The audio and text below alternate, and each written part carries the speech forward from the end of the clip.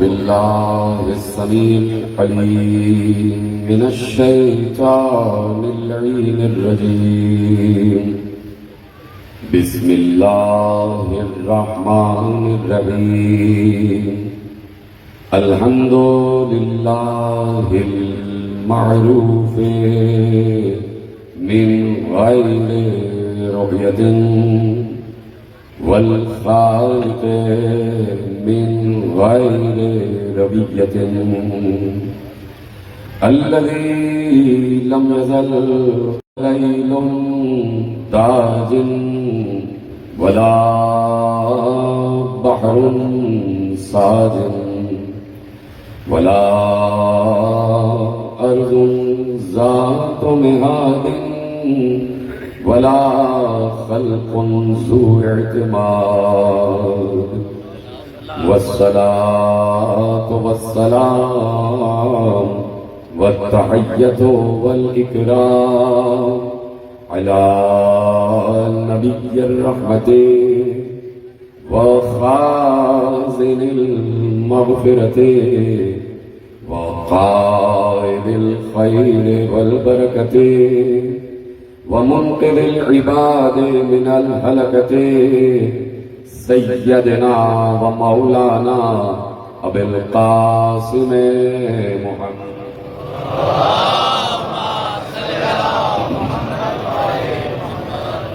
وأهل بيته الطيبين الطاهرين المعصومين المظلومين المنتخبين المنتجبين، الذين أذهب الله عنهم الرجس وطهرهم تطهيرا.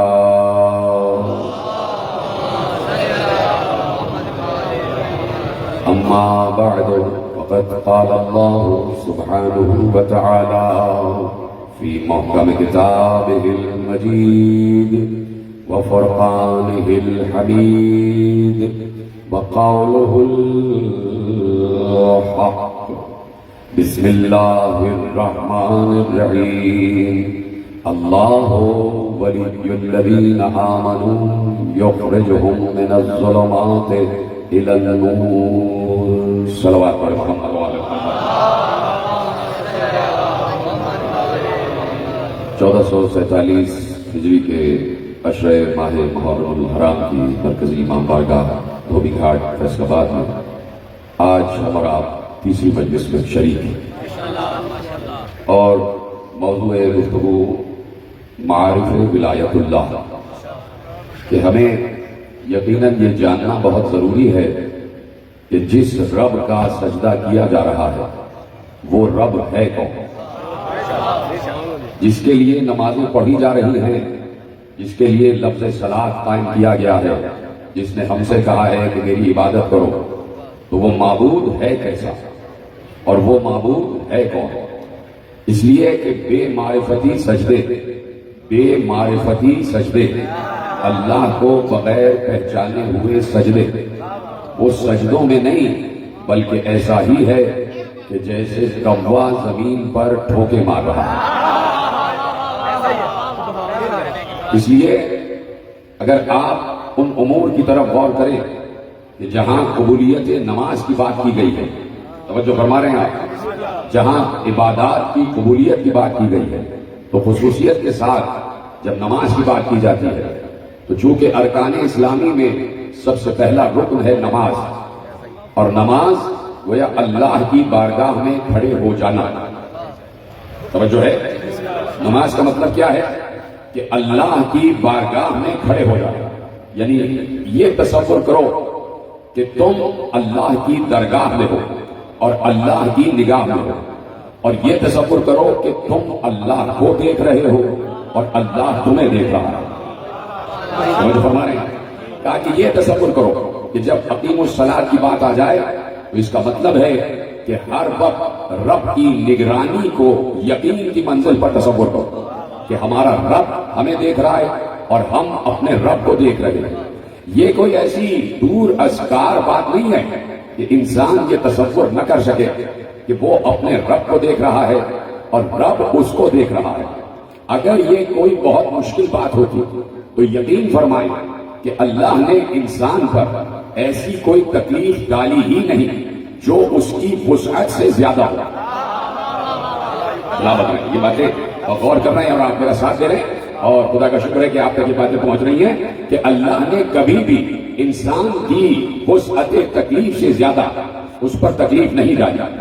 اب اگر پیغمبر کہہ رہے ہیں کہ تم دو تصور کرو، جب مصلی عبادت پر آ جاؤ تو دو تصورات رکھو. پہلا تصور یہ ہے کہ تم یہ یقین کرو کہ تم اللہ کو دیکھ رہے ہو، اور اگر یہ یقین نہ ہو سکے کہ تم اللہ کو دیکھ رہے ہو تو اس بات پر یقین رکھو کہ اللہ تمہیں دیکھ رہا ہے. یہ دونوں مصادر میں بات لکھی گئی ہے کہ پہلا تصور یہ کرو کہ تم اللہ کو دیکھ رہے ہو، اور اگر یہ تصور قائم نہ ہو سکے تو یہ تصور کرو کہ اللہ تمہیں دیکھ رہا ہے. تو یقیناً پیغمبر کبھی کوئی ایسی بات نہیں کہتے کہ جو انسان کے وسعت ضرب سے زیادہ ہو، انسان کی تکلیف شرعی سے زیادہ ہو، کیونکہ انسان کو اللہ نے عقل عطا کی ہے. اور عقل کا سب سے بڑا مقصد کیا ہے؟ عقل کا سب سے بڑا مقصد یہ ہے کہ ما عبد بہ الرحمن، عقل وہ ہے کہ جس کے ذریعے سے رحمان کی عبادت کی جائے، جس کے ذریعے سے رحمان کی عبادت کی جائے. اور وقت سے بہ الجنان، عقل ہی کے ذریعے جنت کمائی جاتی ہے. سمجھو، عقل کے دو مقاصد ہیں، رحمان کی عبادت اور اکتساب جنت. اس لیے میرے ہر معصوم امام نے ارشاد فرمایا کہ یہ جو تمہارا نفس ہے یہ اتنا بلند ہے، اتنا بلند ہے کہ اس نفس کو چند درہم و دینار کے عوض نہ بیچنا. اس نفس کی کم سے کم قیمت یہ ہے کہ اس نفس کو جنت کے بدلے بیچنا، اس نفس کو جنت کے بدلے بیچنا. اس لیے کہہ دیا کہ عقل کے ذریعے سے رحمان کی عبادت کی جاتی ہے اور جنت کمائی جاتی ہے. اب جو ہے بات شروع کی جائے، عقل کے ذریعے سے رحمان کی عبادت کی جاتی ہے اور جنت کمائی جاتی ہے. اب اگر کہیں انسان صاحب عقل ہے اور اپنے آپ کو کہتا ہے کہ میں عقل والا ہوں، اور اس کے باوجود رحمان کی عبادت نہیں کرتا اور اس کے باوجود جنت نہیں کماتا، تو اس کا مطلب یہ ہے کہ وہ چلتا پھرتا حیوان ہے، انسان نہیں. اس کا مطلب ہے کہ وہ عقل کو ویسے استعمال نہیں کر رہا جیسے اللہ نے استعمال کرنے کا حکم دیا. اس لیے ضروری ہے کہ اس رب کو پہچانا جائے کہ جس رب کی عبادت کر رہے ہو. امت مسلمہ اور کلمہ گویوں کا سب سے بڑا المیہ یہ ہے کہ وہ کہتے تو ہیں کہ اللہ ہے لیکن یقین نہیں ہے کہ اللہ ہے. گفتگو شروع ہو چکی ہے کہ کلمہ گویوں کا سب سے بڑا المیہ یہ ہے کہ وہ زبانی دعویٰ کرتے ہیں کہ اللہ ہے لیکن وہ یقین نہیں رکھتے کہ اللہ ہے. اس لیے کہ اگر یقین ہو، اس وقت آپ کو مجھ پر یقین ہے اور مجھے آپ پر یقین ہے کہ آپ کو مجھ پر یقین ہے اور مجھے آپ پر یقین ہے. کیوں یقین ہے؟ اس لیے کہ میں آپ کو دیکھ رہا ہوں اور آپ مجھے دیکھ رہے ہیں. آپ کو یقین ہے کہ میں یہاں موجود ہوں اور مجھے یقین ہے کہ آپ یہاں چاروں طرف موجود ہیں. کیوں؟ اس لیے کہ ہم مرئی منزل پر ہیں، ہم ایک دوسرے کو دکھائی دے رہے ہیں. اللہ بھی یہی چاہتا ہے کہ مجھے ایسے مانو کہ جیسے مجھے دیکھ رہے ہو، اور جب میرے وجود کو محسوس کرو گے، ہر وقت، ہر آن، ہر لحظہ اپنے ساتھ میرے وجود کو محسوس کرو گے تو نہ کبھی جھوٹ بولو گے، نہ کبھی ڈاکہ ڈالو گے، نہ چوری کرو گے، نہ قتل و غارت گری کرو گے. اور اگر مجھے محسوس کر رہے ہوتے تو کبھی بھی کسی باغ پر قبضہ نہ کرتے.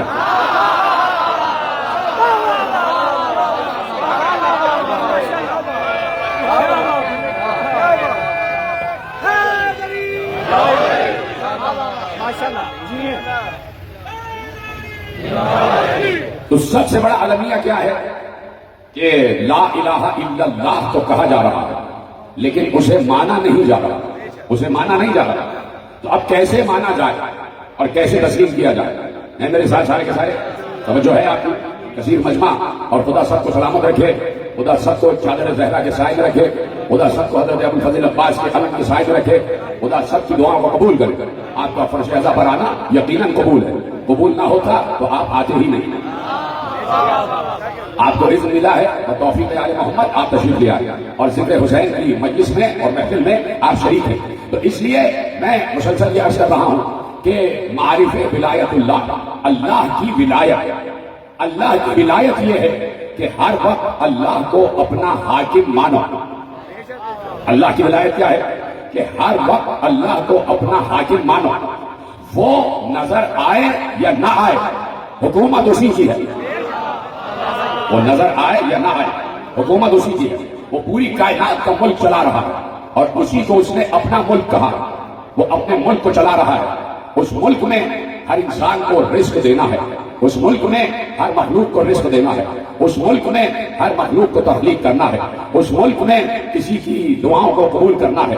اس ملک میں زمین کی گردشیں ہیں. اس ملک میں آسمان کی گردشیں ہیں. اس ملک میں ثوابت بھی ہیں. اس ملک میں ستارے بھی ہیں. اس ملک میں سیارے بھی ہیں. اس ملک میں چاند بھی ہیں. اس ملک میں سورج بھی ہیں. اس ملک میں دریا بھی ہیں. اس ملک میں پہاڑ بھی ہیں. اس ملک میں سمندر بھی ہیں. اس ملک میں درخت بھی ہیں. اس ملک میں پھل بھی ہیں. اس ملک میں پھول بھی ہیں. اس ملک میں حشرات الارض بھی ہیں. اس ملک میں پرندے بھی ہیں. اس ملک میں چوپائے بھی ہیں. اس ملک میں جنات بھی ہیں. اس ملک میں ملائکہ بھی ہیں. اس ملک میں فرشتے بھی ہیں. اس ملک میں جنتیں بھی ہیں. اس ملک میں جہنم بھی ہے. اس ملک میں طوبہ بھی ہے. اس ملک میں سدرہ بھی ہے. اس ملک میں قاب قوسین بھی ہے. اس ملک میں عرش بھی ہے. اس ملک میں کرسی بھی ہے. اس ملک میں لوح بھی ہے. اس ملک میں قلم بھی ہے. اور اس ملک میں عقل بھی ہے. اس ملک میں اول عقل بھی. یہ اللہ کا ملک ہے اور یہ اللہ کا ملک ہزاروں عالمین پر محیط ہے. ہزاروں عالمین پر محیط ہے. صرف یہی دنیا نہیں ہے کہ جسے اللہ چلا رہا ہے. مجھے معلوم ہے گرمی بہت ہے اور یقیناً خدا آپ کو سلامت رکھے اس گرمی میں آپ بیٹھے ہیں. لیکن میں اکثر یہ کہا کرتا ہوں، کل بھی میں نے کہا کہ ولایت علی کی گرمی سے زیادہ یہ گرمی نہیں ہے، لیکن پھر بھی آپ برداشت کرتے ہیں. خدا آپ کو سلامت رکھے. اسی لیے میں بڑے دائرے وقت میں گفتگو کو کامل کرنے کی کوشش کرتا ہوں کہ ایک گھنٹے میں آپ کے لیے دعا کر دوں. اس لیے آپ میری طرف متوجہ رہیے. بڑی کام کی باتیں آپ کے حوالے کر رہا ہوں اور آج گفتگو آگے بڑھے گی. تیسری منزل ہے کہ ہم معرف ولایت اللہ پر بات کر رہے ہیں. یہ ولایت کا مطلب یہ ہے کہ how to govern a state. کیسے کسی ملک کو چلایا جاتا ہے اسے کہتے ہیں ولایت. اور سب سے پہلی ولایت ہے اللہ کی. صلوات پڑھیں محمد.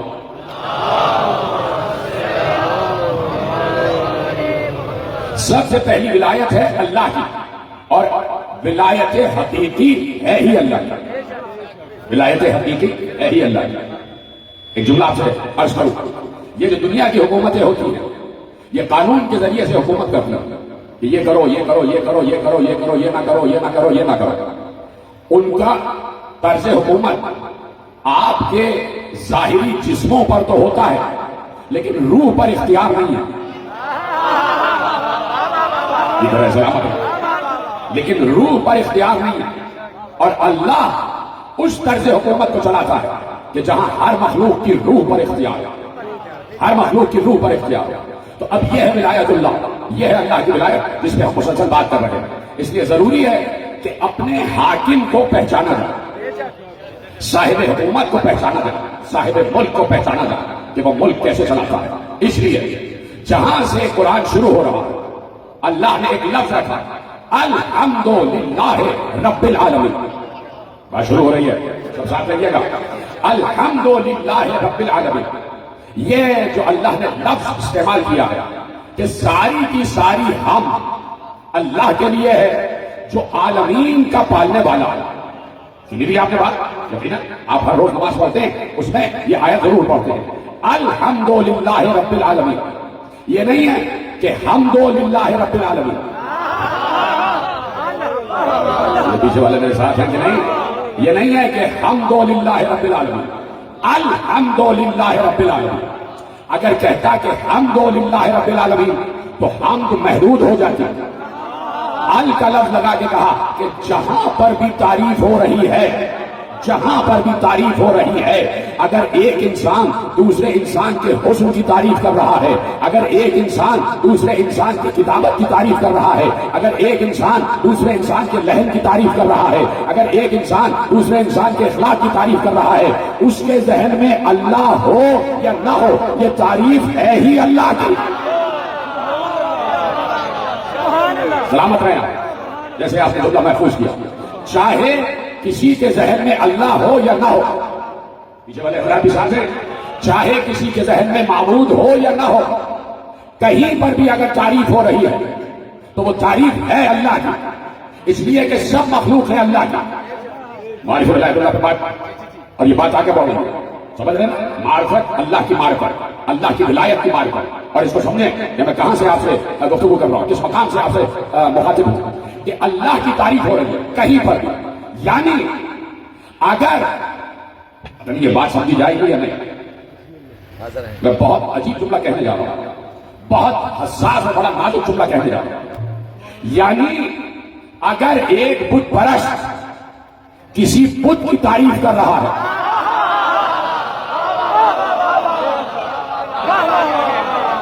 اور جو ہے عجیب انداز سے گفتگو ہے، اگر ایک بت پرست مٹی کے بت کی تعریف کر رہا ہے تو وہ بھی باطن اللہ کی تعریف ہے، اس لیے کہ جس مٹی سے بت بنایا گیا ہے وہ مٹی کا خالق بھی تو اللہ ہی ہے۔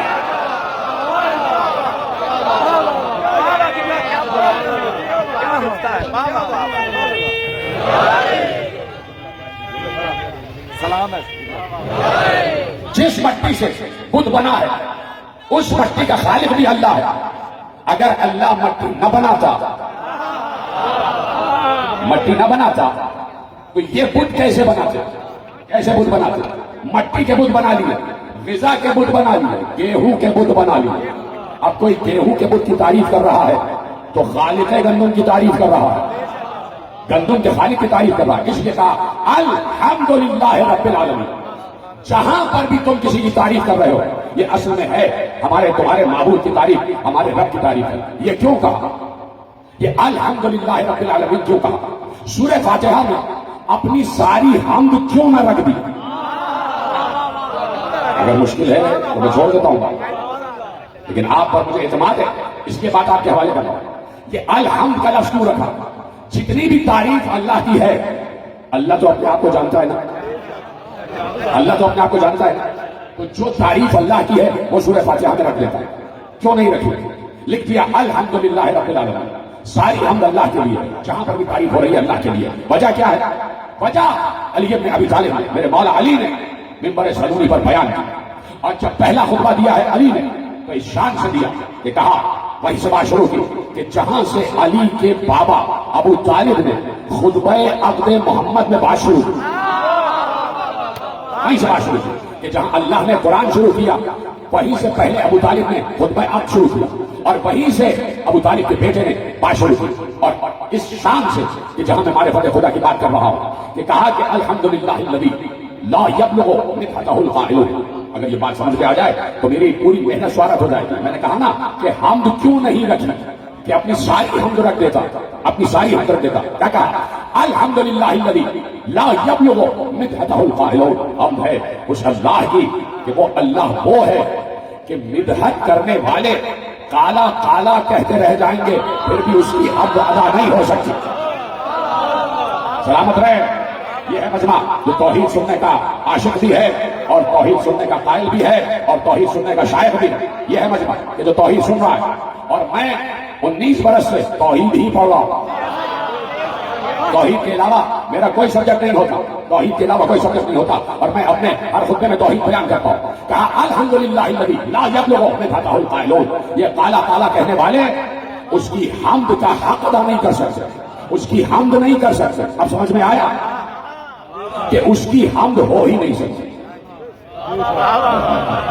الحمدللہ الذی لا یبلغ مدحتہ القائلون ولا یحصی نعماءہ العادون ولا یبدی حقہ المجتہدون الذی لا یدرکہ بعد الہمم ولا ینالہ غوث الفتن الذی لیس لصفتہ حد محدود ولا نعت موجود ولا وقت معدود ولا اجل ممدود अव्वल الدين معرفته अव्वल الدين معرفته وكمال معرفته وكمال معرفته التصديق به وكمال التصديق به توحيده وكمال توحيده الإخلاص له وكمال إخلاص له نفي الصفات عنه للشهادة كل صفة أنها غير الموصوف وشهادة كل موصوف أنه غير الصفة فمن وصف الله فقد قرنه ومن قرنه فقد سناه ومن سناه فقد جزاه ومن جزاه فقد جهله ومن جهله فقد أشار إليه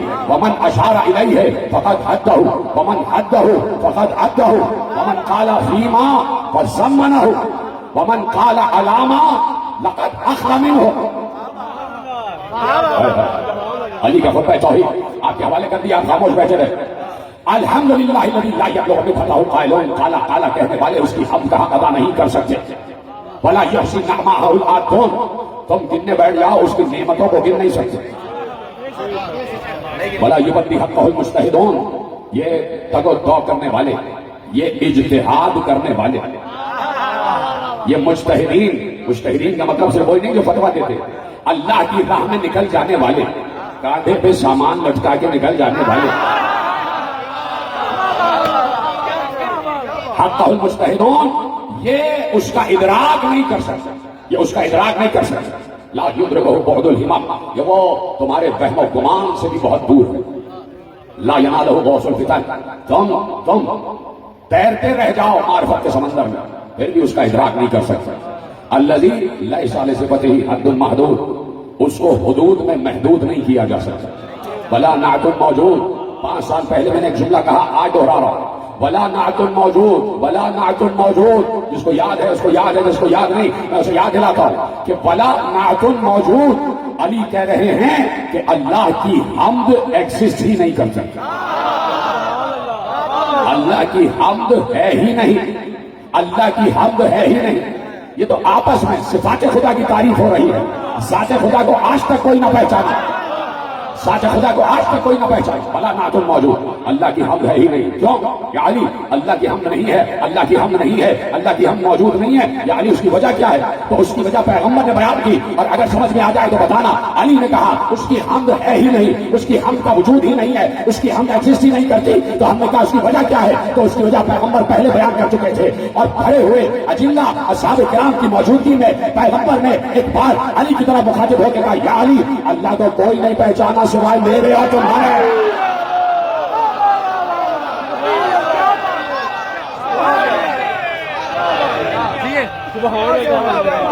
کیا بات ہے، کیا بات، ماشاء اللہ، واہ واہ.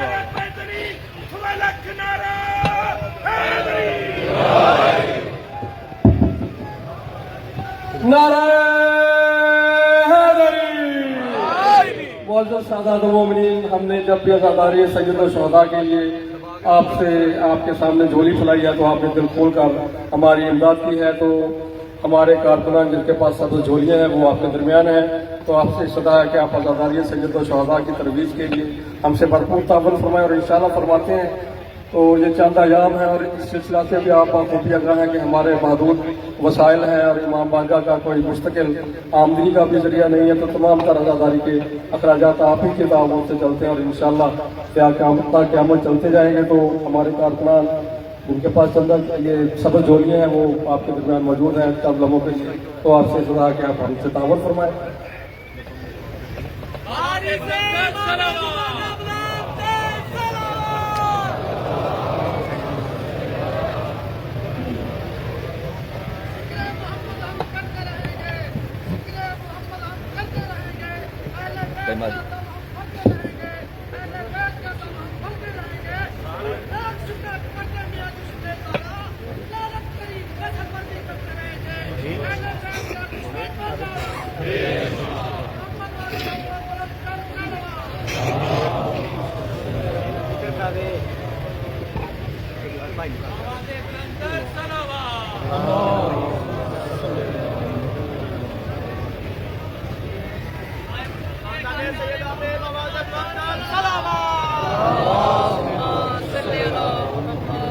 जो अहबाब इंफरादी तौर पे ले रहे हैं, जो उनके पास बराए करम झोलियों वाले अहबाब आए तो वो जो उनको देते जाएं। जो अहबाब इंफरादी तौर पर उठे हुए हैं तो उनसे इल्तमास है कि हमारे जो अहबाब उनके पास झोलियों वाले आए तो वो उनको वो दे दें।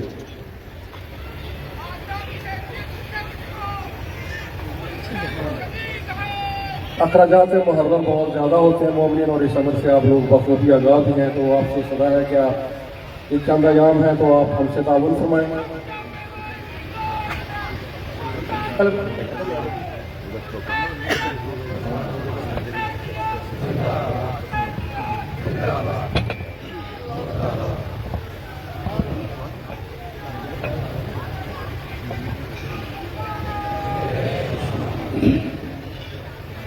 सलवात पढ़े मोहम्मद व आले मोहम्मद। एक मरतबा मिल के आवाज में बुलंद दरूद पढ़ दे मोहम्मद व आले।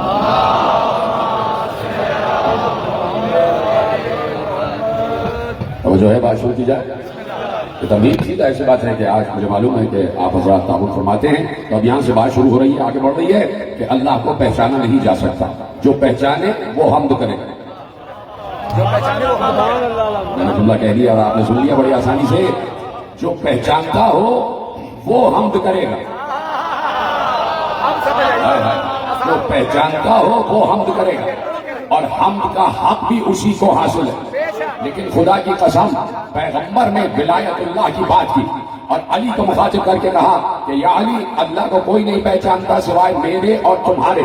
इसका मतलब है कि पैगंबर कह रहे हैं कि या अली, सिर्फ मैं और तुम उसका हक हम्द अदा कर सकते हैं, सिर्फ मैं और तुम उसका हक हम्द अदा कर सकते हैं। लेकिन अल्लाह के कहने से हमारा नबी बोलता है, अपनी मर्जी से नहीं बोलता। जब अल्लाह की मर्जी से बोलता है तो पैगंबर यहाँ चुप नहीं हुए। दूसरा जुमला कहा, या अली, मुझे कोई नहीं पहचानता सिवाय तुम्हारे और अल्लाह के। इसका मतलब है कि मेरी हम्द का और मेरी मिदहत का हक या तो तुम अदा कर सकते हो या अल्लाह अदा कर सकता है। लेकिन यहाँ पर भी हदीस तमाम ना हुई, फौरन पैगंबर ने कहा, या अली, तुम्हें भी कोई नहीं पहचान सकता सिवाय मेरे और अल्लाह के। इसका मतलब है कि अली की मदह भी या तो मोहम्मद कर सकते हैं या अल्लाह कर सकता है।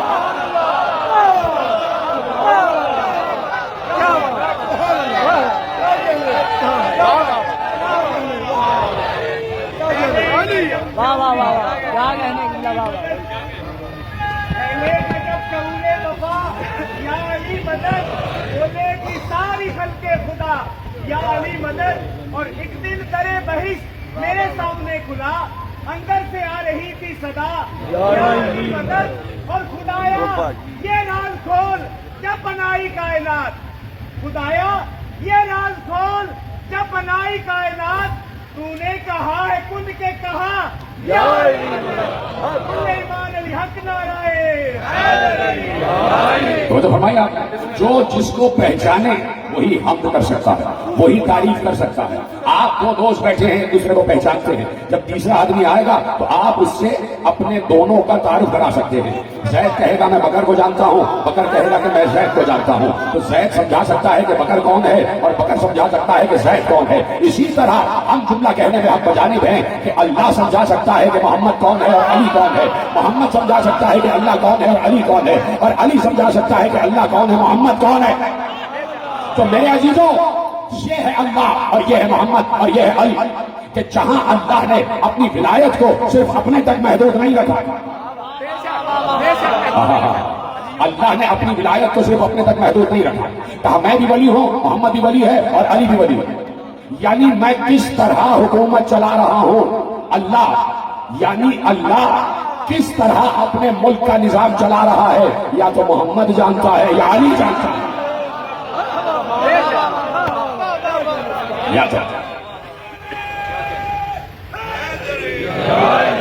या तो मोहम्मद जाने या अली जाने। जाओ, चैलेंज है, उठा के पढ़ो जितनी भी मशारिक की किताबें हैं कि जिसमें शरीयत और तौहीद की बातें की गई है, सिर्फ एक है कि जिसे मसलक इमामिया कहते हैं, कि जहां पर आपको अल्लाह के सिफात और अल्लाह के सिफात का तसलसल और उस तसलसल के मारिफ ऐसे मिलेंगे कि कहीं पर भी नहीं मिलेंगे। यानी अल्लाह के सिफात लामहदूद है, یہ بات یاد رکھیے گا، اللہ لا محدود ہے، حد محدود ولا حد محدود. علی کہہ رہے ہیں اسے حدود میں محدود نہیں کیا جا سکتا، اسے حدود میں محدود نہیں کیا جا سکتا. میں یہ بھی نہیں کہہ سکتا کہ اللہ یہاں پر ہے. میں یہ کہوں گا کہ اللہ ہر جگہ. اگر میں نے کہا کہ اللہ یہاں پر ہے تو گویا پیچھے ایک جملہ چھپا ہوا ہے کہ اللہ کہیں اور نہیں ہے، صرف یہی ہے. اتنی نازک منزلیں ہیں توحید پر گفتگو کی، اتنی نازک منزلیں. اللہ ہر جگہ، ہر کسی کے ساتھ، ہر کسی کے ساتھ. اب میں آپ سے عرض کرتا ہوں اگر بات سمجھ میں آ جائے. کل میں نے کہا ایک ہے تشبیہات کی میں نے بات کی، ایک ہے تشبیہ مکانی. تشبیہ مکانی یعنی اللہ کسی مکان میں محدود نہیں ہے، اللہ کسی مکان میں محدود نہیں. یا اللہ، میں جو بات کہنے جا رہا ہوں کاش نہیں بلکہ یقین ہے کہ فیصل آباد کے سامعین تک پہنچ جائے گا. میں بات کہنے جا رہا ہوں تشبیہ مکانی. اس کو کسی مکان سے تشبیہ نہیں دی جا سکتی. مکان سے مراد کوئی مکان گھر نہیں، یعنی کسی مقام پر کہ وہ یہاں ہے وہاں ہے یہاں ہے وہاں ہے، اس کو یہ نہیں کہا جا سکتا کہ وہ کہیں ہے اور کہیں نہیں ہے. اس کو کہتے ہیں تشبیہ مکانی. مثلا ہم اس وقت اس پنڈال کے نیچے یہ اس وقت ہمارا مکان ہے، ہم اپنے گھر میں نہیں ہیں. یہ بھی ہمارا مکان ہے کہ ہم اپنے گھر میں نہیں ہیں. 7:45 ہو رہے ہیں، یہ ہمارا زمان ہے، یہ ہمارا زمان ہے. یعنی ہم 7:43 پہ بھی یہاں تھے.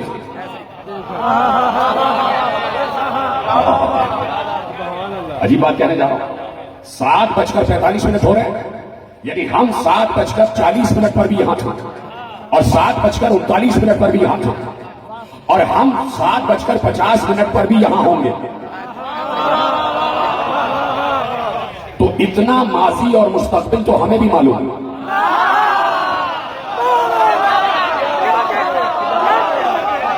عجیب بات کہنے لگا. یعنی میں نے کہا کہ یہ ہمارا زمان ہے، یہ ہمارا ٹائم ہے اور یہ ہمارا اسپیس ہے. یہ ہمارا ٹائم ہے کہ اس ٹائم پر اس زمان میں ہم یہاں ہیں، اور یہ ہمارا مکان ہے، اس کو ہم اسپیس کہتے ہیں. ایگزسٹنس کے لیے دو چیزیں ضروری ہیں، ٹائم اینڈ اسپیس. دو چیزیں وجود کے لیے ضروری ہیں کہ اگر کہیں کوئی مادہ ہے اور ایگزسٹ کرتا ہے تو اس کو دو چیزوں کی ضرورت ہے، زمان اور مکان. کس زمانے میں ہے اور کس جگہ ہے، کس زمانے میں ہے اور کس جگہ ہے. توجہ فرمائیے آپ نے. تو ہم 7:40 پر بھی یہاں تھے اور 7:39 پر بھی یہاں تھے، لیکن ہم 7:39 پہ جو تھے اور اس وقت 7:45 پر جو ہیں، تو 7:45 پہ جو ہم ہیں، ہم اب 7:40 کو واپس نہیں لا سکتے.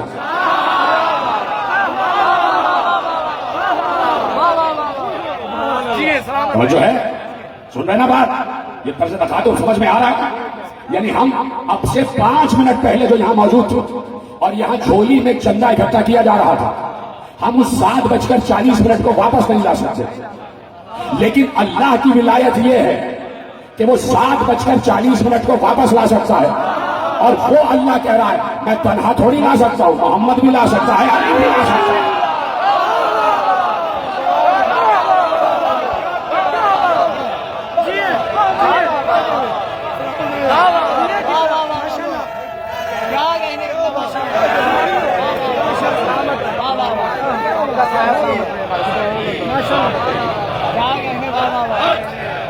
توجہ فرما لیا.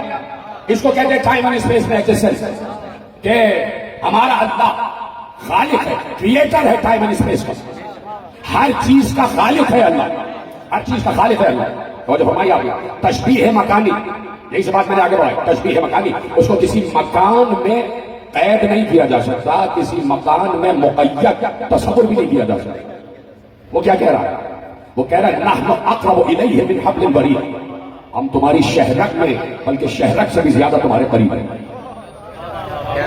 جیسے تمہاری شہرک ہے ہم تمہارے ساتھ ویسے ہیں. اس نے اپنا مکان بتا دیا تو وہ تو مکان میں مقید ہی نہیں ہو سکتا. سمجھے نا اس بات کو؟ لا مکان ہے، لا مکان ہے. اتنی آسان نہیں ہے توحید کی معرفت، اتنا آسان نہیں ہے، اتنا آسان نہیں ہے. نحن اقرب الیہ من حبل الورید، ہم تمہاری شہرک کی طرح تمہارے قریب ہے. من حبل الورید، بس تمہاری شہرک کی طرح تمہارے قریب ہے، تمہارے قریب ہے، قریب ہے، قریب ہے. میں ابھی ان سے قریب ہوں، اور وہ جو بیٹھے ہیں ان سے دور. میں یہ نہیں کہہ سکتا کہ میں ان سے بھی قریب ہوں. تو جہاں قریب یعنی قربت کا تصور ہے وہاں دوری کا تصور خود بخود آ جاتا ہے. اللہ اکبر. کبھی یہ طرز تقادم آپ نے سنا نہیں ہوگا. جہاں کہیں آپ کہیں گے کہ کوئی قریب ہے تو وہاں خود بخود یہ تصور آئے گا کہ کوئی دور بھی ہے. اللہ کہہ رہا ہے میں قریب ہوں، اس کا مطلب ہے وہ دور بھی ہے. اور جو قریب و دور ہو جائے وہ مکان کا محتاج ہو جاتا ہے. جو مکان کا محتاج ہو وہ اللہ نہیں ہے. تو اب دیکھنا پڑے گا یہ کون ہے جو شہرک سے بھی قریب ہے، یہ کون ہے جو شہرک سے بھی قریب ہے. اسی لیے اللہ نے یہ نہیں کہا انا اقرب من حبل الورید، میں تمہاری شہرک کے قریب نہیں کہا ہم تمہاری شہرک کے قریب.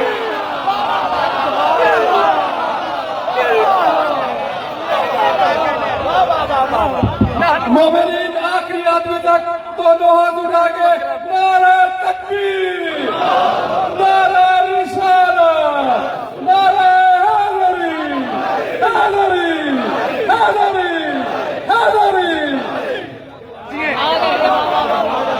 یہ ہے فیصلہ، یہ ہے فیصلہ، یہ ہے جیسے توحید پر آپ بول رہے ہیں. توجہ فرمائیں، اس کو کہتے ہیں توحید پرستی. اب تو سمجھو مجلس حسین میں بت پرستی نہیں توحید پرستی ہے.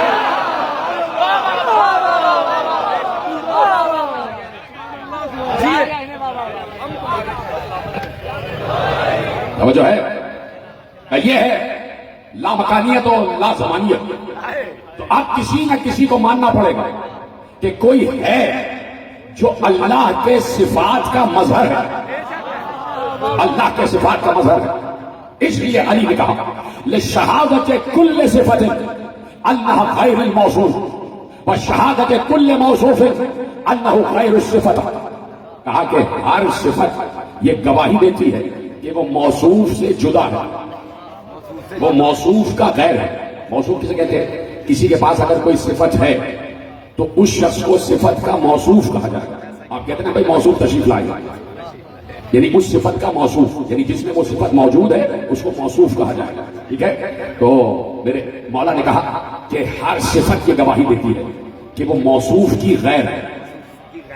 ہر صفت یہ گواہی دیتی ہے کہ وہ موصوف کی غیر ہے، اور ہر موصوف یہ گواہی دیتا ہے کہ وہ صفت کا غیر ہے.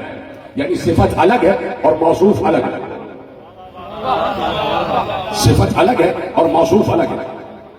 اپنے مولا سے دعا کرتا ہوں کہ میں یہ بات آپ تک پہنچا سکوں جو میرے ذہن میں ہے.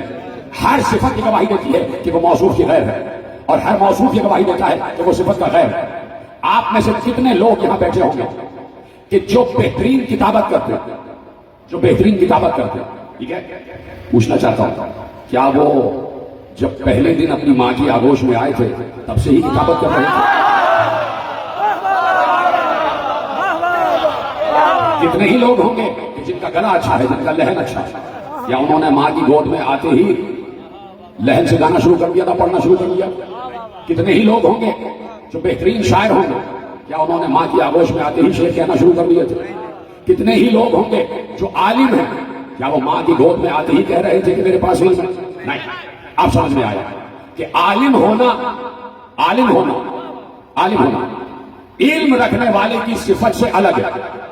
یعنی اس بچے نے 25 برس گزارے تب وہ عالم ہوا. عالم ہونا، علم والا ہونا کسی کی ذات کا حصہ نہیں ہے. اگر میں یہ بات آپ تک پہنچا سکتا. کاتب ہونا یہ صفت کسی کی ذات کا حصہ نہیں ہے. کوئی پیدا ہوتے ہی کاتب نہیں تھا، کوئی پیدا ہوتے ہی آرٹسٹ نہیں تھا. اب سمجھ میں آیا صفت الگ ہے، موصوف الگ ہے. اگر یہ ذات کا حصہ ہوتی تو پیدا ہوتے ہی کتابت کر رہا ہوتا. اگر یہ ذات کا حصہ ہوتی تو پیدا ہوتے ہی لہن سے بات کر رہا ہوتا. اگر یہ ذات کا حصہ ہوتی تو پیدا ہوتے ہی علم کا اظہار کر رہا ہوتا. میں کیسے عرض کروں کہ ایک بار علی پیغمبر کی آغوش میں آئے اور آتے ہی کہا کیا سناؤ، توریت کہے تو توریت، زبور کہے تو زبور، انجیل کہے تو انجیل، قرآن کہے تو قرآن.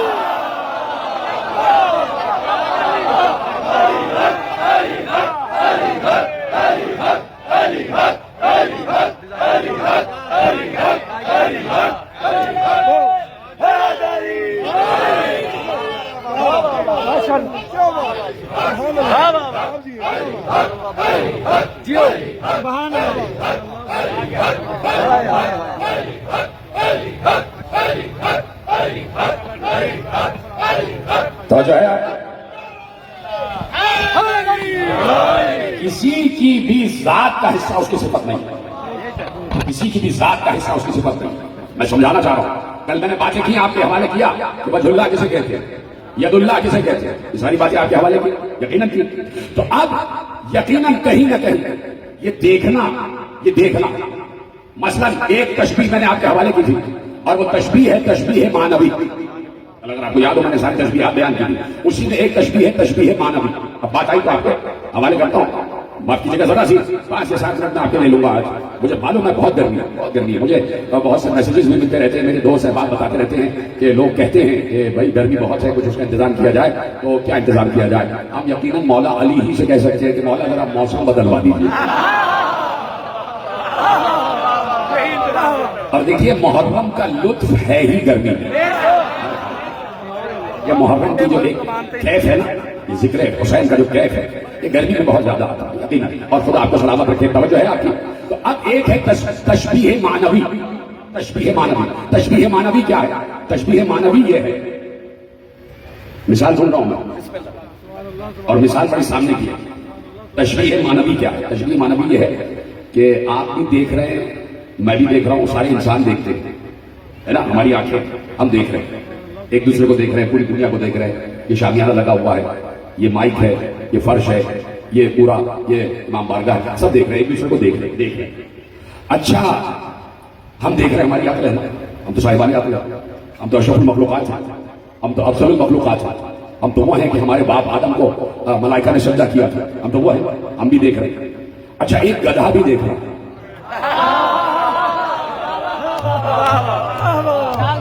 گدھا ہے وہ بھی دیکھ رہا ہے، تو ہمارے دیکھنے میں اور گدھے کے دیکھنے میں کیا کوئی فرق نہیں؟ گدھا بھی دیکھ رہا ہے، ہم بھی دیکھ رہے ہیں۔ فرق کیا ہے؟ فرق یہ ہے کہ گدھا ہر نجس چیز کو کھا رہا ہے، اس کی نگاہ میں نجس اور پاک کوئی چیز نہیں ہے، وہ نجس پانی کے اوپر سے بھی چلتا چلا جائے گا۔ تو میں نے بات ہی ختم کر دی آپ سے پہلے۔ اور ہماری نگاہ کیا ہے کہ ہمیں معلوم ہے کہ نجس کیا ہے اور پاک کیا ہے، اچھا کون ہے برا کون ہے۔ گدھا اگر کوئی کافر اس کے گلے میں گھنٹی باندھ دے، رسی باندھ دے، تو اس کے ساتھ بھی چلا جائے گا۔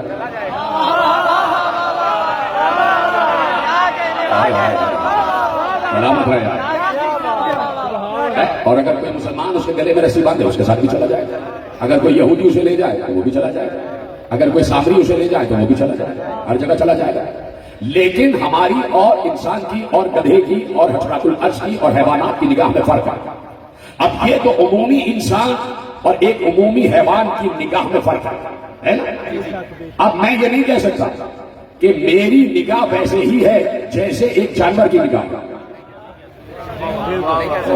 جبکہ دونوں دیکھ رہے ہیں۔ یہ تو بات سمجھانی ہے، اس کو کہتے ہیں تشبیہ معنوی۔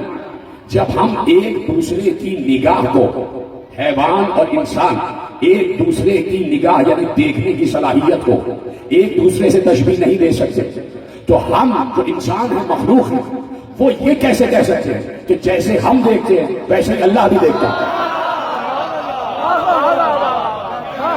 یہ تو عمومی انسان اور عمومی حیوان کی بات ہو رہی ہے۔ لیکن جب آپ انسانوں میں آ جائیں تو انسان کی بھی نگاہ میں فرق ہے، انسان اور انسان کی نگاہ میں بھی فرق ہے۔ فرق کیا ہے؟ ایک مومن کی نگاہ الگ ہے اور ایک مسلم کی نگاہ الگ ہے۔ مسلم سب کو مان رہا ہے، مومن یہ دیکھتا ہے کہ اللہ کا بنایا ہوا کون ہے۔ اس مومن کی نگاہ کو بصیرت کہا جاتا ہے، مسلم کی نگاہ کو بصارت کہا جاتا ہے۔ اس لیے اللہ نے صاحب بصیرت کو آنکھ والا کہا ہے۔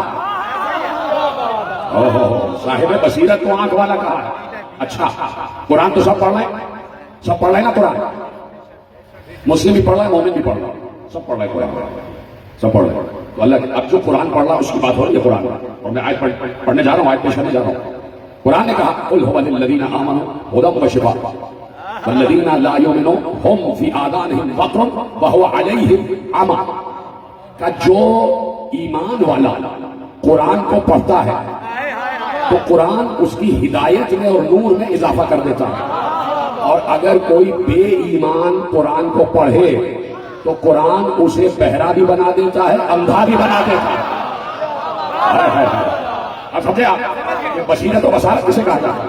اس کو کہتے ہیں تشبیہ معنوی، یعنی ہم اللہ کو اگر قرآن نے کہا، کیا کرو کہ وقت بھی تیزی سے گزر رہا ہے، قرآن نے کہا حضرت نوح سے، بس بات یہ ختم ہو رہی ہے، آپ کی زحمت تمام، نہیں تو اس وقت گفتگو کرنا شروع کروں تو میں 9:30 بجے ممبر چھوڑوں گا، لیکن مجھے آپ کا خیال ہے کہ انشاءاللہ کل اور ہم کل یہ اس بات کو آراز کریں گے، یعنی اللہ جناب نوح سے کہہ رہا ہے وَاسْنَعِ الْفُلْكَ بِأَعْيُنِنَا، ہماری آنکھوں کے سامنے کشتی بناؤ۔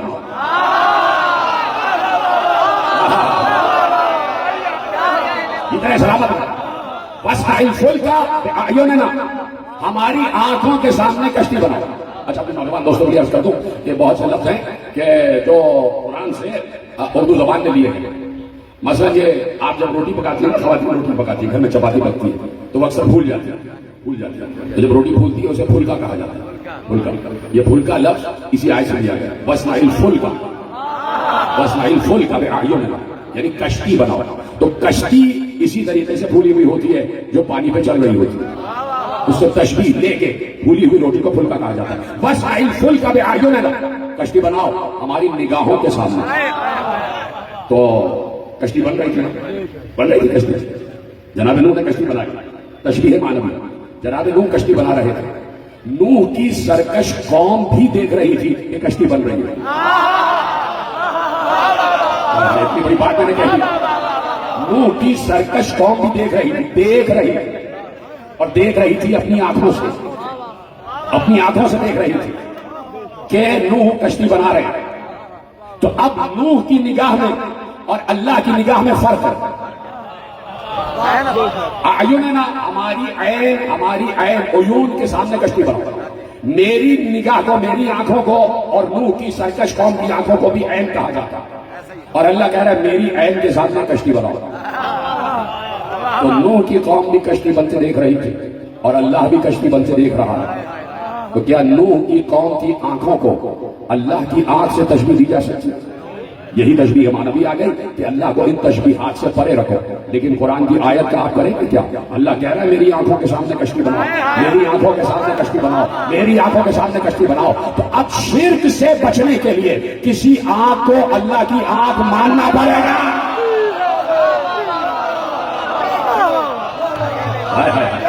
اسی کو عین اللہ کہا جاتا ہے۔ عین اللہ کا مطلب کیا ہے؟ وَاسْنَعِ الْفُلْكَ بِأَعْيُنِنَا، ختم ہو گئی تقریر۔ وَاسْنَعِ الْفُلْكَ بِأَعْيُنِنَا، اب اس کا مطلب کیا ہے؟ میری ان دو آنکھوں کے سامنے نہیں بلکہ میری نگرانی میں کشتی بناؤ۔ تو اب ہر دور میں اللہ نے کوئی نہ کوئی نگران رکھا ہے۔ اگر اللہ خود کہہ رہا ہے کہ میں دیکھ رہا ہوں میری نگرانی میں کشتی بناؤ، تو اس کا مطلب ہے کہ اللہ اس وقت نوح کی کشتی کے سامنے بیٹھا ہوا ہے، اس مکان میں موجود ہے۔ اور اگر اللہ کو نوح کی کشتی کے سامنے تصور کر لیا تو اس کا مطلب ہے کہ اللہ کہیں اور نہیں تھا۔ تو کسی نہ کسی کو نگران ماننا پڑے گا، کسی نہ کسی کو نگران ماننا پڑے گا۔ کوئی کہہ سکتا ہے کہ نوح نگران تھے، تو میں کہوں گا آدم سے لے کے عیسیٰ تک 1,23,999 انبیاء گزرے، کسی نبی نے یہ نہیں کہا کہ میں عین اللہ ہوں، صرف ایک ہی نے تو کہا کہ میں اللہ کی بیٹی ہوں۔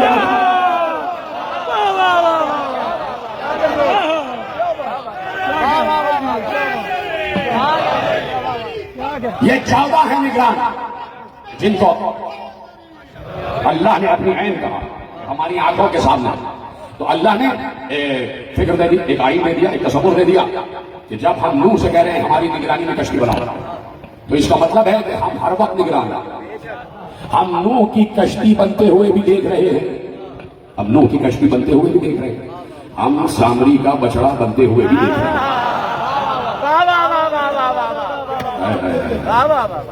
اللہ کہہ رہا ہے ہم سامری کا بچڑا بنتے ہوئے بھی دیکھ رہے ہیں، اور ہم کچھ بچڑے بنتے ہوئے بھی دیکھ رہے ہیں۔ 1 2 3 4 5 6 7 8 ہاں لوگ سب خدا کا شکر ہے کہ جتنے بچڑے تم نے بنائے ہم دیکھ رہے تھے، ہمیں کوئی پرواہ نہیں۔ फिरौन भी बछड़ा बना था, नमरूद भी बछड़ा बना था, शद्दाद भी बछड़ा बना था। ये तीनों बछड़े बने और हम देख रहे थे। तो हर चीज हमारी निगाह में, नेकी भी हमारी निगाह में, बदी भी हमारी निगाह में, लेकिन हम सजा और जजा में जल्दी नहीं करते। जजा तो हम फौरन देते हैं, लेकिन हम सजा में जल्दी नहीं करते। सजा में जल्दी नहीं करते, हम मोहलत देते हैं। अब सुधर जाओ, अब माफी मांग लो। कहा कि आदम में और पैगंबर खत्मी मर्तबत 1,30,999 अंबिया और खत्मी मर्तबत की अक़वाम में और उनकी मिल्लत में और उनकी उम्मत में फर्क यह है कि अल्लाह ने खत्मी मर्तबत की वजह से खत्मी मर्तबत की उम्मत के लिए तौबा का दरवाजा खुला रखा। ये खत्मी मर्तबत की अजमत और खत्मी मर्तबत का एहतराम और मोहब्बत है अल्लाह की निगाह में कि हमने उम्मत मोहम्मद के लिए तौबा का दरवाजा खुला रखा, इसलिए हम सजा में जल्दी नहीं करते।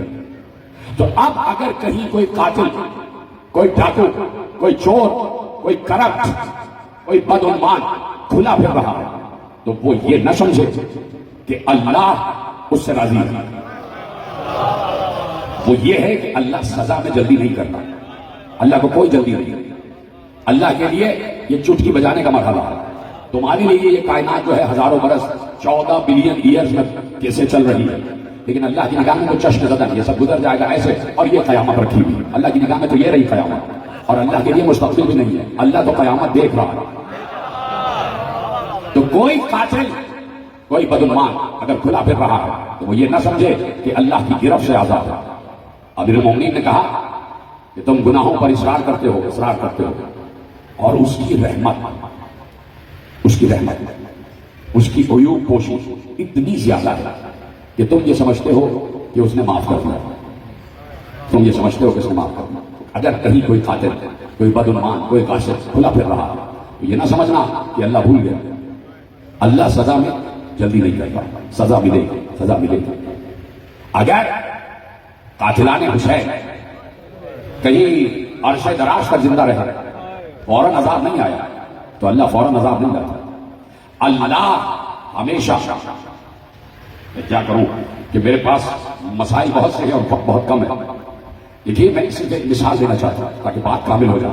अगर इजाजत हो तो मैं मिसाल दूं, तो मैं बात को यहीं पर मोड़ भी सकता हूं। देखिए, आपने अंबिया के किस्से सुने, आपने जनाबे लूत का किस्सा भी सुना है, आपने जनाबे यूनुस का किस्सा भी सुना है कि जिन अंबिया ने अजाब की दुआ की, तो जनाबे यूनुस की कौम के लिए जनाबे यूनुस ने अजाब की दुआ की कि परवरदिगार इन पर अजाब ले, तो अल्लाह ने अजाब को टाला कि भाई बात यह है कि ये दरख्त जब बड़ा हो जाए तो हम अजाब ले आएंगे। तो यूनुस के साथ जो थे उनको यूनुस ने तसल्ली दिलाई, नहीं अजाब आ जाएगा, ये दरख्त पूरा हो गया। यूनुस की कौम ने कहा, जो यूनुस के साथ थे कि भाई अजाब नहीं आया। अल्लाह ने कहा एक और दरख्त लगाओ, और जब तक ये ना बड़ा हो जाए हम अजाब नहीं लाएंगे। अब देख रहे कितना अजाब उठाता। लेकिन जब नबी ने कह दिया कि परवरदिगार अब तो अजाब ठीक है, तुम निकल जाओ, यहां से निकलो, अपनी कौम को लेकर निकल जाओ, अजाब आएगा। ऐसे में कौम ने ये सोचा कि ये जो कुछ भी इस वक्त पड़ा हुआ है, ये इसलिए पड़ा है कि हमने नबी अल्लाह की शान में गुस्ताखी की, तो चलो हम नबी से माफी मांगे। तो अल्लाह ये चाह रहा है कि कौम को किसी तरह अजाब से बचा लिया जाए, और वो कौम नबी अल्लाह की तलाश में, नबी अल्लाह मिल गए। लेकिन नबी अल्लाह ये जानता है कि ये कौम सरकशी फिर करेगा। परवरदिगार मैं नहीं मानूंगा, इनको बख्शना नहीं। अब अल्लाह कादिर मुतलक है, लेकिन अल्लाह का निजाम समझो।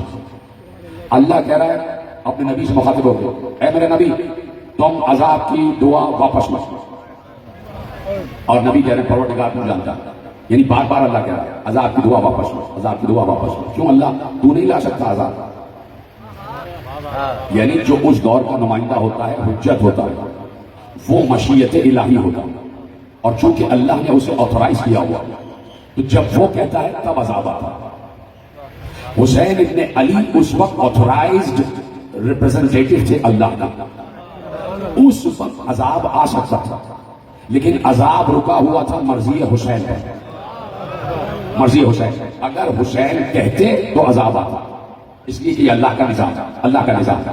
حسین ابن علی نے کہا پروردگار وعدہ کیا ہے کہ تجھے عہد منواؤں گا تو بارے نا سر کٹ جائے، گھر لٹ جائے، بچے یتیم ہو جائے، لیکن تجھے عہد منوا کے رہوں گا، لا الہ الا اللہ منوا کے رہوں گا۔ ختم ہو گئی بات میرے عزیزوں۔ یہ کربلا ہے جو سن 61 ہجری میں شروع ہوئی، لیکن میں کہتا ہوں کہ کربلا سن 61 ہجری میں شروع نہیں ہوئی، کربلا 9 ذی الحج سن 60 ہجری میں شروع ہو گئی، کہ جس وقت حسین کا سفیر مسلم ابن عقیل کوفے کی گلیوں میں تنہا لڑ رہا تھا، اکیلا مسلم کوفے کی گلیوں میں تنہا لڑ رہا ہے، 500 کا لشکر آتا گیا، جناب مسلم تہے تیز کرتے گئے، بار بار سپاہی کہتے تھے، سپہ سالار کہتا تھا اور لشکر بھیجو اور لشکر بھیجو، ادھر سے عبید اللہ ابن زیاد کہتا تھا تم سے ایک شخص قابو میں نہیں آ رہا، تو ادھر سے میرے ساتھ بار بار کہتا تھا کہ جا کے بتاؤ یہ کوفے کے کسی دکاندار بنی بقال سے جنگ نہیں ہو رہی ہے، یہ بنی ہاشم کے جوان سے جنگ ہو رہی ہے، یہ علی کے شاگرد سے جنگ ہو رہی ہے۔ تو اب میرے عزیزوں آپ بیٹھے ہیں، چاہے تو گریہ کر لیجیے گا، چاہے تو خاموش بیٹھے رہیے گا، لیکن کیا ہی اچھا ہے کہ آپ کی آوازیں گریہ بلند ہو جائے، تاکہ وہ ایک بیوی جو پس پردہ آئی ہوئی ہے اس بیوی تک آپ کی آوازیں پہنچ جائیں۔ یہ بیوی ہم بھی حاضر ہیں، بیوی ہم بھی آپ کے بیٹے حسین پر گریہ کر رہے ہیں۔ دو جملے سن لیجیے گا اور اس کے بعد ایک تابوت برآمد ہوگا، اس کا تابوت، اس کی شبیہ تابوت کہ جس کے لاشے کو کوفے کی گلیوں میں رسی باندھ کر گھسیٹا گیا، جس کی لاش کو کوفے کی گلیوں میں رسی باندھ کر گھسیٹا گیا، جس کی لاش سربریدہ لاش پر کوفے کے بچوں نے پتھر مارے، لاشوں پر پتھر مارے۔ مسلمان سنیں گے کیا کیا ہوا ہے آل محمد کے ساتھ۔ وہ مسلم جسے دھوکے سے گرفتار کیا گیا، ایک گڑھے میں مسلم کو گرا دیا گیا، مسلم قابو میں آنے والے نہیں تھے، مسلم قابو میں آنے والے نہیں تھے، ایک گڑھے میں گرا دیا گیا، اور ایسے میں مسلم کو نیزے مارے گئے، مسلم کو لاٹھیوں سے مارا گیا، جس کے پاس پتھر تھے اس نے پتھر مارے، جناب مسلم کے منہ پر آ کر ایک پتھر لگا، جناب مسلم کے ہونٹ پھٹ گئے، جناب مسلم کے دانت ٹوٹ گئے۔ رونے والی شکل بنانا ضروری ہے میرے عزیز، چاہے کسی بھی مسلک سے کوئی بیٹھا ہے، انسان تو ہونا، انسان تو ہونا۔ میں یہ نہیں کہتا کہ شیعہ سنی ہو، نہیں، میں اس کا قائل نہیں ہوں، میں کہتا ہوں انسان تو ہونا، اور انسان کا ہونے کا تقاضا یہ ہے کہ انسان جب کسی کی مصیبت سنتا ہے تو اس پر افسوس ضرور کرتا ہے، تو کم از کم افسوس والی شکل میں دیکھنا چاہتا ہوں۔ آپ گریہ کر رہے ہیں، مسلم کو گھیر کے مارا گیا، دانت شہید ہو گئے، ہونٹ پھٹ گئے، اور مسلم کے سر پر پتھر لگے، مسلم کے جسم پر پتھر لگے، نیزے چبھوئے گئے مسلم کے جسم پر، اور مسلم کو رسیوں سے باندھ کر اوپر لایا گیا، گھسیٹتے ہوئے لے کے آئے، اور لے کے آ گئے دارالامارہ میں لے کے آئے۔ مسلم کے ہاتھ بندھے ہوئے تھے، اور مسلم کا سینہ چوڑا تھا، مسلم کا سینہ چوڑا تھا، اور مسلم ایک ایک کو جھڑکتے ہوئے آ رہے تھے، ہٹو سامنے سے، ہٹو سامنے سے۔ اور جیسے ہی ابن زیاد کو سامنے دیکھا، کسی نے کہا تو نے امیر کو سلام نہیں کیا، تم نے امیر کو سلام نہیں کیا۔ مسلم نے عجیب جملہ کہا، اس وقت سر اٹھا کر کہا، لا امیری سوى الحسین، میرا حسین کے سوا کوئی امیر نہیں، میں کسی کو امیر نہیں مانتا سوائے حسین کے۔ مسلم نے اعلان کر دیا کہ اگر اس وقت کوئی امیر المومنین ہے تو وہ صرف حسین ابن علی ہے۔ کہا کہ تم نے بہت قتل و غارت کری کی ہے، بس اب تمہیں قتل کیا جائے گا، تمہارے سر کو اڑا دیا جائے گا۔ مسلم نے کہا ہاں مسلمان ہو تو وصیت ہے، میری کچھ وصیتیں ہیں، ان وصیتوں پر عمل کر سکتے ہو۔ کسی کو وصی بنایا گیا، سن لو، ابن زیاد نے ہنستے ہوئے کہا سن لو، سن لو، کیا کہتا ہے یہ مسافر، کیا کہتا ہے یہ سفیر، سن لو، اگر اس کی سفارت کوئی کام آئے۔ ایک شخص آگے بڑھا، بتاؤ کیا وصیتیں ہیں؟ اس وقت شریعت کا خیال کیا مسلم ابن عقیل نے، کہا سنو، میں کوفے آ کے مقروض ہو گیا ہوں، قرضہ آ گیا ہے مجھ پر، میری ضلع اور تلوار بیچ کر میرا قرضہ ادا کر دینا۔ یہ ہے شریعت، یہ ہے شریعت کی پابندی، اسے کہتے ہیں مسلم، اسے کہتے ہیں مسلم۔ مسلم ایسا ہوتا ہے کہ تلوار سر پر کھڑی ہوئی ہو اور شریعت کی پاسداری کا خیال ہو، کہ کوفے میں آ کر میں مقروض ہو گیا ہوں، میری زرہ بیچ کر میرا قرضہ ادا کر دینا۔ اور کہا دوسری وصیت یہ ہے، دوسری وصیت یہ ہے کہ میں نے اپنے آقا حسین کو خط لکھ دیا ہے کہ آقا کوفے کی فضا سازگار ہے، آ جائیے۔ کوئی ہے جو میرے آقا کو خط لکھے کہ آقا مسلم یہ کہہ رہے ہیں کہ اب کوفے نہ آئیے گا، اب کوفے نہ آئیے گا، اب کوفے نہ آئیے گا، اور یہ بھی لکھ دینا کہ اے میرے آقا اگر کوفے آنے کا ارادہ کر ہی لیا ہے تو زینب و ام کلثوم کو نہ لائیے گا۔ अली की बेटियों को ना लाइएगा, इसलिए कि कूफे का मिजाज बिगड़ा हुआ है। लिख दी वसीयत, लिखवा दी वसीयत, पढ़वा दी। एक बार मुस्लिम को घसीटते हुए दारुल अमारा की छत चले गए। मैं क्या करूं कि इस वक्त मेरी निगाह, मेरा तसव्वुर मस्जिद कूफा पर है, और खुदा की कसम मैं इस वक्त मुस्लिम इब्न अकील का रौज़ा देख रहा हूं कि जहां एक सुनहरी गुंबद नजर आ रहा है, उस गुंबद के नीचे एक जरी है, उस जरी के नीचे एक तुरबत है, उस तुरबत के नीचे एक कब्र है, उस कब्र में मुस्लिम आज भी आराम कर रहे हैं। अब मुझसे सुन लेना कि मुस्लिम के साथ क्या हुआ। ले गए घसीटते हुए दारुल अमारा की छत पर, ऐसे आपकी आवाज गिरी आ जाए, ऐसे गिरिया की आवाज आ जाए। मैं कभी भी मसाए गढ़ के पढ़ने का आदी नहीं, मैं रिवायतें अपनी तरफ से नहीं बनाता। जो मक्तल में लिखा है वही आपके हवाले करता हूँ, इसलिए कि जो मक्तल में लिखा है वही इतना सख्त है कि कुछ बनाने की जरूरत नहीं है, कुछ बनाने की जरूरत नहीं है। जो मक्तल में लिखा है वो आपके हवाले करता हूँ। मुस्लिम को ले गए, दारुल अमारा की छत पे ले गए, बुलंदी पर ले गए, और मुस्लिम रोजानू होकर बैठ गए। मुस्लिम के हाथ बंधे हुए हैं, कातिल की तलवार उठी हुई है। मुस्लिम इब्न अकील ने कहा कि थोड़ा सा मुझे लम्हा वक्फा दे दे कि मैं अल्लाह की इबादत करूँ। कर लो इबादत, अगर तुम्हें कोई इबादत फायदा है। मुस्लिम ने 2 रकात नमाज बैठे बैठे पढ़ी, और एक बार मुस्लिम ने सर उठा के देखा, कूफे के लोग बाजारों में फिर रहे थे, बाजारों में फिर रहे थे। ये जुमला याद रखना, कल यहीं से मसाइल शुरू करूंगा। कूफे के लोग बाजारों में फिर रहे थे, कूफे के लोगों की गोदियों में उनके बच्चे भी थे। इब्न अकील, मुस्लिम इब्न अकील ने कूफे के लोगों को मुखातिब करते हुए कहा, ऐ कूफे वालों, कल ईद मनाओगे? कल ईद मनाओगे? हमें कत्ल करके कल ईद मनाओगे? तुम्हारी गोदियों में छोटे छोटे बच्चे हैं। क्या सुनो, मेरे भी 2 बच्चे मेरे साथ आए थे, अगर वो बच्चे कहीं मिल जाएं तो उन्हें मदीने का रास्ता दिखा देना। ये कहा और कहने के बाद अपने बंधे हुए हाथों को उठाया और एक संग इशारा करके कहा, अस्सलामु अलैका या अबा अब्दुल्लाह। इधर मुस्लिम ने सलाम किया, उधर हुसैन मंजिल ज़वाला पर बैठे हुए थे, खेमे लगे हुए थे। एक बार हुसैन तेजी से उठे, अचानक उठे और उसी तरफ रुख करके कहा, वालेकुम सलाम या अबी मुस्लिम। मुझे आपकी आवाजें नहीं आ रही, मुझे आपकी आवाजें नहीं आ रही। जो आगे बैठे उन पर गिरिया बहुत ज्यादा आवाज है, पीछे वाले तो गिरिया कर रहे हैं, आगे जो बैठे वो गिरिया करते रहे, गिरिया करते रहे। वालेकुम सलाम या अखी मुस्लिम।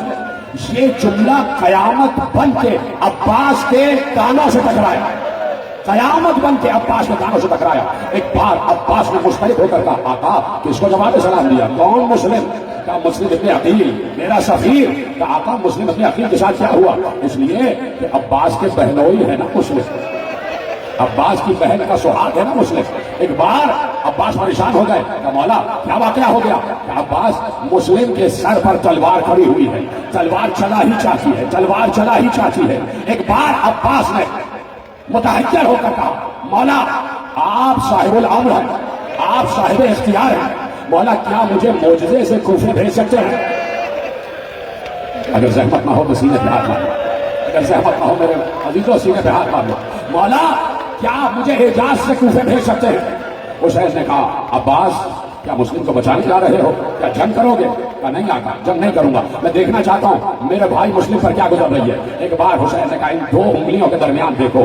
जैसे ही अब्बास ने देखा, फौरन कहा, आका मुझे कूफे जाना, मुझे कूफे जाना है। हुसैन ने कहा, क्या जंग करोगे? कहा नहीं आका, मैं जंग नहीं करूंगा। क्या फिर क्यों जाना चाहते हो? कहा आका बात यह है कि इतनी बुलंदी से सर कट के गिरेगा, सर जमीन पर गिरेगा, सर जख्मी हो जाएगा, मैं चाहता हूं कि सर को अपनी गोद में ले लो। हुसैन ने कहा, अब्बास तुम छत को देख रहे हो, जरा जमीन पर देखो।